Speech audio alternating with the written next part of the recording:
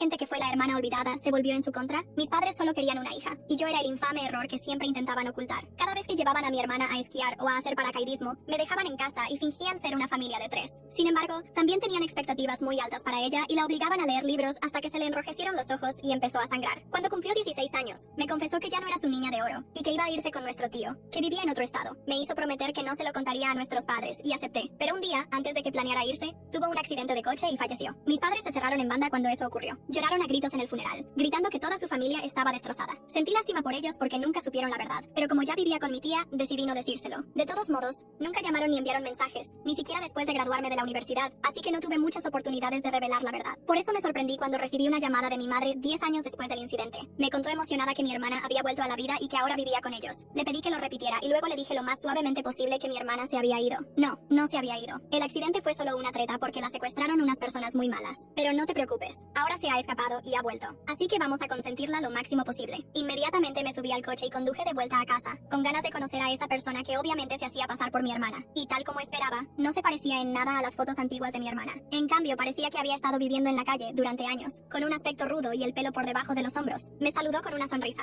Oye, eres mi hermano, ¿verdad? Recuerdo cómo me hacías bullying. Mis padres se rieron de inmediato, como si hubiera contado el chiste más gracioso del mundo, a pesar de que yo nunca la había hecho bullying. Entendí lo que pasaba. Esta mujer era una estafadora, y vio la oportunidad de engañar a mis padres. Probablemente porque los vio haciendo ese ritual en la tumba de mi hermana. Cada mes, mis padres cargaban todas las cosas favoritas de mi hermana en el coche e iban a donde estaba enterrada. Luego se pasaban horas rogándole que volviera a jugar con los juguetes. Llevé a mi madre aparte, y le expliqué que habíamos visto el cadáver de mi hermana, y ella al instante dijo, no, solo fue una farsa de quienes la secuestraron.